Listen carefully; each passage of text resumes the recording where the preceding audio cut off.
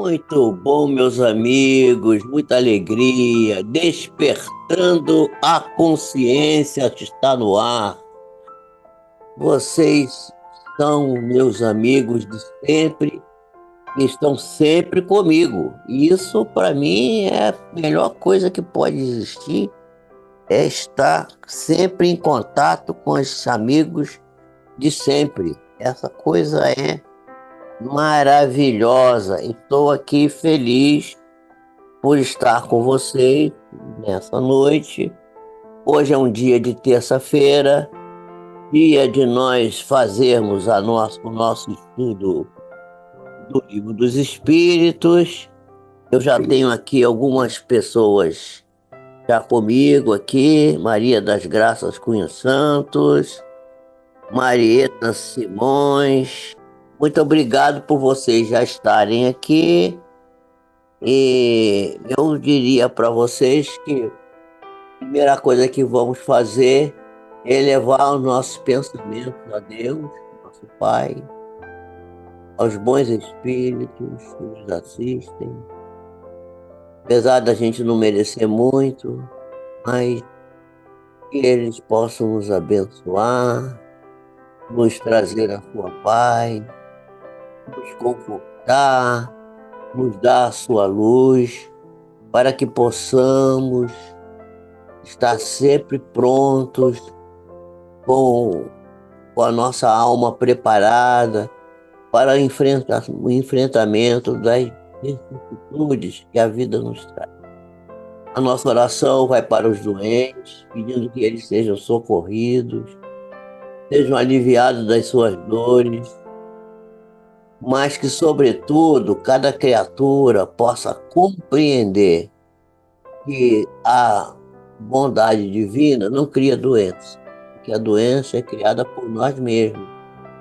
Que sempre que ocorre uma doença, essa doença, ela é um espelho, é um chamado de atenção, é um sino que toca, pedindo que a gente modifique alguma coisa que nós não estamos fazendo corretamente. Com respeito ao nosso comportamento, com respeito à nossa vida, com respeito aos nossos pensamentos, enfim, com respeito a todas as questões que possam estar transformando a nossa vida num sentido contrário àquilo que é o objetivo da vida na Terra, que é a evolução, o processo de aprendizado, de compreensão das coisas, o entendimento para que possamos avançar e tornarmos cada dia hoje melhor que ontem e amanhã melhor que hoje. Possamos pedir então pelos doentes, pelos que sofrem, doenças da alma, doenças do corpo, doenças que geralmente são geradas na alma e que vêm para o corpo como uma forma de expurgar as dificuldades e chamar a atenção da criatura para esse viés e a transformação interna de cada um de nós. Pedimos também, nesse momento, por aqueles que já passaram desta vida para a vida espiritual, aqueles que são chamados mortos, mas que de morto não tem nada, são muito vivos, são os que saíram do corpo, portanto são os desencarnados. Mas tem muitos desencarnados ainda que se encontram gerando trevas em torno de si e não consegue visualizar os seus guias espirituais. É para esses que vai a nossa oração, pedindo que eles recorram à sua intimidade através da oração sincera, pedindo a Deus que os ilumine para que possam antever os seus amigos espirituais e possam assim caminhar adiante. Que Jesus abençoe a todos eles. E aqueles que já se encontram na luz possam cada vez ter mais luz, possam cada vez ter mais consciência de si mesmos, possam estar sempre ajudando os que estão na retaguarda. Que seja.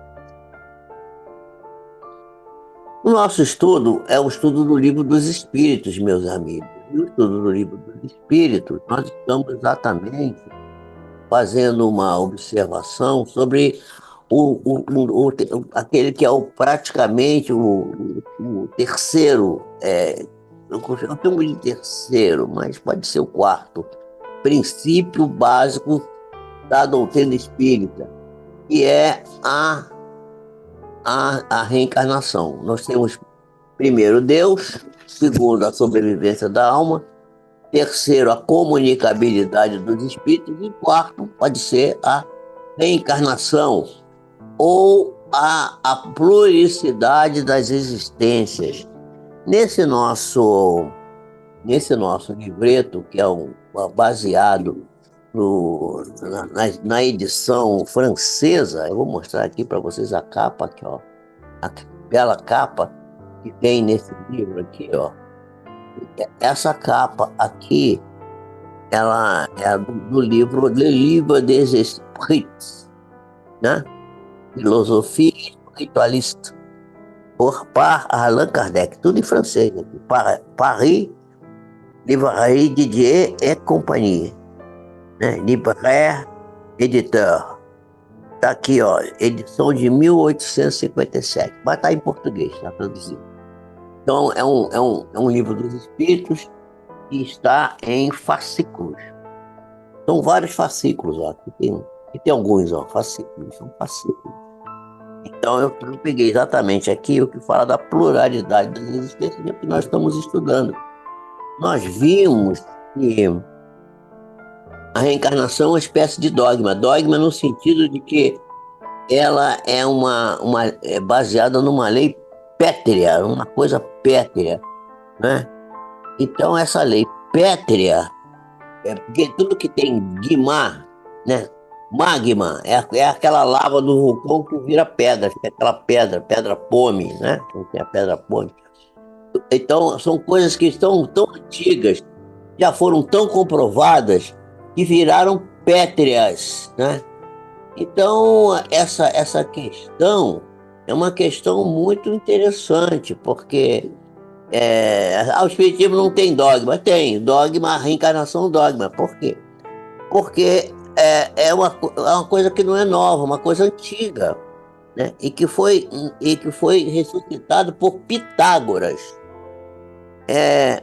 E aí, Kardec nunca disse que a doutrina espírita era uma invenção moderna, que o espiritismo é uma lei da natureza, portanto, sendo lei da natureza, é tão antigo quanto a natureza é antiga, né?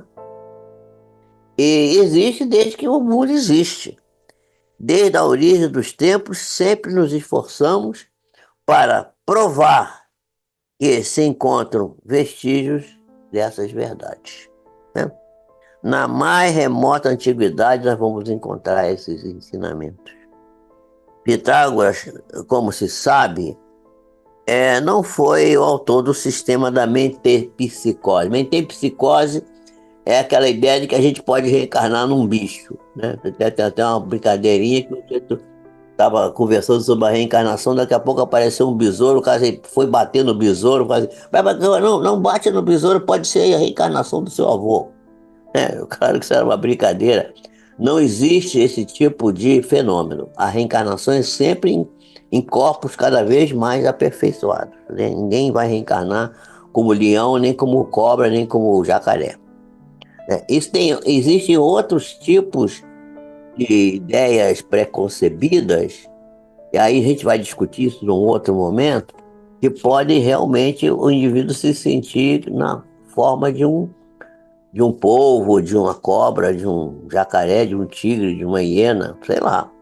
Mas isso é uma coisa que não tem nada a ver com reencarnação. Isso é no mundo espiritual. Uma coisa da qual eu vou falar um outro dia, porque são as ideias fixadas para fazer as pessoas sofrerem penas quando elas estão incursas em algumas infaustos, incursos em questões que a lei de Deus gerou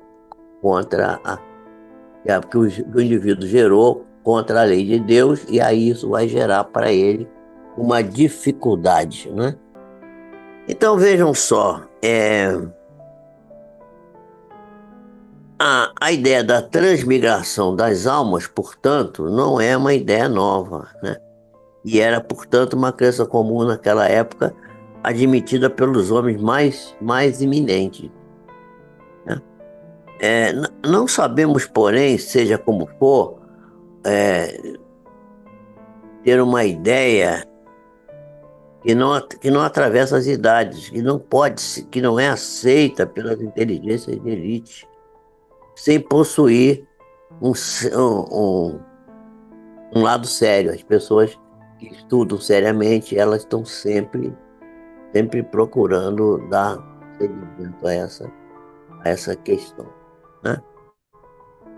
A antiguidade dessa doutrina seria muito mais uma prova da, da, do que uma objeção à reencarnação. Quer dizer, a ideia de ser uma ideia muito antiga é mais uma prova do que uma objeção. Todavia, como igualmente já se sabe, né, há entre a metempsicose antigos, dos antigos estudiosos, né, e a doutrina moderna da reencarnação, uma grande diferença que os espíritos sábios que comandam a humanidade têm rejeitado, né? Então, rejeito porque é uma coisa absurda, está completamente fora do sentido. Uma vez que as existências corporais elas vão renovar e, portanto, uma doutrina que nasceu nas primeiras idades do mundo e que se conservou até os dias de hoje. Não, porque as leis do progresso, elas caminham sempre, estão sempre avançando, não é? E levam a criatura a cada vez ter mais harmonia e mais sabedoria, porque dependem justamente da harmonia das leis divinas e da grande sabedoria do Criador. Uma circunstância digna de nota é que não é unicamente nesses que eles têm ensinado nesses últimos tempos. Desde, desde, um- desde antes da sua publicação, numerosas comunicações da mesma natureza foram obtidas, né? E, e essas comunicações foram se multiplicando à exaustão. Portanto, a gente tem que compreender, né? E por isso ela é um dogma, porque é uma lei pétrea, ela está completamente vinculada à questão do progresso. Examinemos uma coisa sob outro ponto de vista, abstraindo sob o outro ponto de vista qualquer intervenção dos espíritos. Vamos supor que os espíritos não intervêm nisso. Bom, eu diria para vocês então que a gente pode avaliar isso de um outro ponto de vista, né? Vamos supor que não tem intervenção dos espíritos. Deixemos de lado os espíritos por um instante e suponhamos que essa teoria da reencarnação, né, não tenha nada a ver com ele. Suponhamos até que eles nunca tenham cogitado, nunca se tenha cogitado de reencarnação ligada com os espíritos. Por isso. Colocamos-nos, portanto, mesmo que seja só momentaneamente, num terreno neutro, admitindo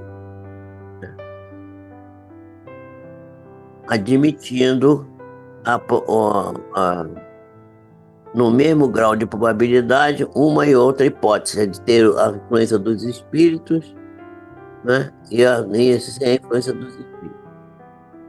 Então, a saber, a pluralidade das existências e a unidade das existências corporais, né? Porque a existência corporal, ela se junta, você sai de uma existência corporal e volta para ela, logo adiante. Então, a questão da rejeição da reencarnação, por exemplo, eu vou dar só um exemplo. Os espíritas ingleses, por exemplo, eles são muito. Vocês sabem que na Inglaterra existe a coisa da nobreza, né? Os ingleses são muito nobres, tem rainha e tal.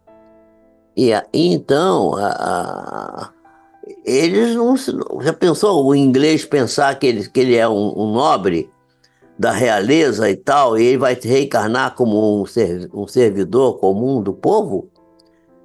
Aí as pessoas rejeitam a reencarnação por causa disso, quer dizer, é interesse particular. Esse é um dos motivos da rejeição da reencarnação. Uma coisa assim, que é muito triste, né? A gente verificar essa questão, ver isso, né? Então a gente tem que levar isso em consideração, porque elas dizem que já estão bem fartas de uma existência e que não desejariam, por exemplo, recomeçar outras. Ah, não, não quero voltar aqui na Terra de novo, ou passar pelas mesmas dificuldades. Mas apenas a gente ia perguntar uma coisa para essas pessoas, né? Se elas pensam que Deus deveria ter pedido a nossa opinião sobre esse assunto e consultado nossos gostos, as nossas maneiras de interpretar o universo, para ele poder acertar suas leis. Como é que seria isso, né? Ora, de duas uma, ou a reencarnação existe e é uma verdade, ou a reencarnação não existe, né? É uma coisa contrária à lei de Deus. Então, se existe, não adianta ninguém ser contrário a ela, porque não vai modificar nada. É preciso que a pessoa aprenda a se submeter a isso. A reencarnação existe, pronto, acabou. Deus não pede permissão para isso. É assim que é. Parece-nos ouvir um diante dizer assim: ah, já sofri bastante hoje, amanhã não quero sofrer mais. Não é assim, não é assim que o sofrimento vai ser controlado. E apesar do seu mau humor, não poderá sofrer menos no dia seguinte do que sofreu naquele dia, porque o sofrimento faz parte do processo de aprendizado, não é? E nem vai sofrer menos nos dias subsequentes. Até que a pessoa acabe trabalhando a seu favor e se sinta mais lá na frente curado. Quer dizer, portanto, curado quer dizer restaurado na sua harmonia física. Portanto, se a pessoa deve reviver corporalmente, vai reviver, acredite, aceite ou não, né? Não adianta se revoltar como uma criança mimada, né? Que não quer ir para a escola, que é um condenado que não quer ir para a prisão. Será preciso passarem por isso, faz parte, né? Semelhantes objeções são muito pueris para merecer exame mais sério de criaturas sérias. Todavia, nós lhe diremos, para tranquilizá-las, que a doutrina espírita, no tocante à reencarnação, não é tão terrível como as pessoas acreditam que seja. Absolutamente não. Não é absolutamente não. E que se as pessoas a tivessem estudado a fundo, com cuidado, com critério, não estariam tão apavorados com a reencarnação. A reencarnação é uma coisa muito sábia e é uma das ferramentas mais importantes da ação da lei divina, não é? A pessoa ia saber, né, que a condição dessa nova existência depende pura e exclusivamente dele mesmo, né? não depende de mais nada. E aí a gente vai. é, o que desejo afogar sua alma em um todo universal, quer dizer, não vou morrer, vou virar uma gota d'água que vai se diluir no todo universal. Não é desse jeito. Não é desse jeito. É, se, portanto, você acredita num futuro qualquer, não admite certamente que ele seja o mesmo para todos. Ninguém tem o mesmo destino. De outro modo, onde estaria a utilidade do bem? Quer dizer, quem pratica o bem vai ter mais direito, evidentemente, a viver melhor, né? Por que se constranger com a ideia da reencarnação?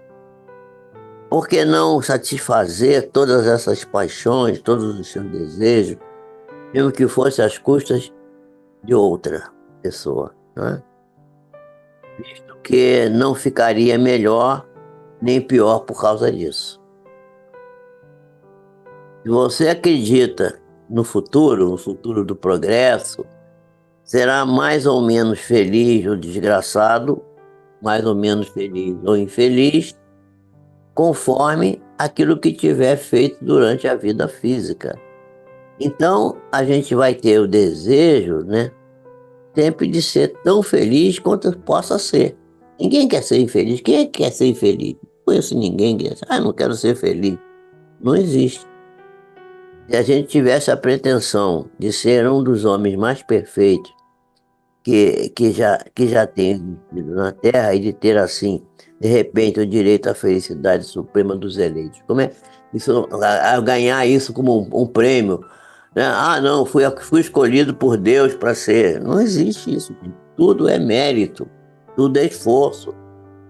Então, não podemos admitir que haja pessoas que valham mais do que outras e que tenham direito a lugar melhor do que outras. Todos têm os mesmos direitos. Tem por isso que estejais entre os excluídos. Pois bem, colocai-vos todos vós, aí diz Allan Kardec, né? Por um instante, pelo pensamento, nessa situação intermediária que a vossa situação, como acabais de ouvir, suponhais que alguém venha vos dizer: sofreis, não sois tão felizes quanto poderíeis ser. Ao passo que tendes diante de vós seres que gozam de uma felicidade sem mescla. Quereis trocar a vossa posição com a deles? É que, sem dúvida, que a pessoa diria assim, pois é, trocar por uma coisa de sofrimento por uma coisa de felicidade, todo mundo quer. Mas, se um homem que, sem estar na extrema miséria, experimenta, entretanto, privações em consequência da escassez de recursos, se ele pudesse viver melhor, ele também gostaria, não é? Então, aqui está, se eu chegar para uma pessoa muito pobre, assim, aqui, está aqui uma fortuna enorme para você, vai gozar essa fortuna. Nem que seja durante um minuto a pessoa ia aproveitar. Mas se a gente pensar que não se pode dar prêmio para o preguiçoso, né, a gente teria que dizer, vamos trabalhar, vamos nos esforçar um pouco, vamos trabalhar 2 minutos, uma hora, um dia inteiro, um ano, vários anos, e para que ao terminar a nossa vida nós tenhamos abundância. A abundância é resultado do trabalho. Ora, o que é a duração da vida corporal em relação à eternidade? Uma gota d'água, quase nada. Menos que um minuto, menos que um segundo. Então, essas são considerações sobre a reencarnação. Eu queria cumprimentar a Maria das Graças, Léa Brum, Estela, a Sinara Ruda, que está aí também, a Léa Brum, já falei dela, mas o Akira Kanashiro, que está aí nos dando boa noite. Para você aí é bom dia, né, amigo? Bom dia, deixem like aí. Então, alguém dizendo para deixar like. Eu acho que é o próprio Carlão que está lá, nosso mentor, que está mandando. Deixa like aí, gente, para nós, né? Então, a nossa querida Zélia está aí. A nossa Maria Gabriela. Gabriela, amanhã temos vacina, hein? Vamos tomar vacina.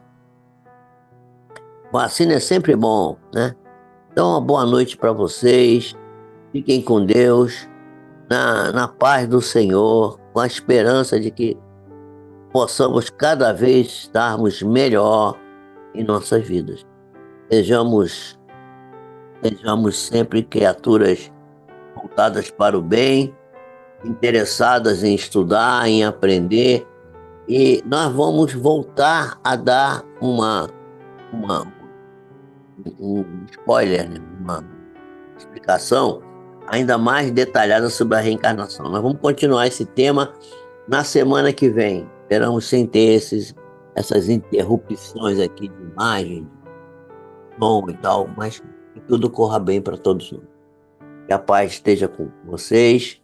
Fiquem com Deus. Sexta-feira espero vocês aqui para a gente estudar as 10 leis da felicidade, né? Segundo o nosso professor do famoso livro que trata desse assunto, né? Nosso professor Cury.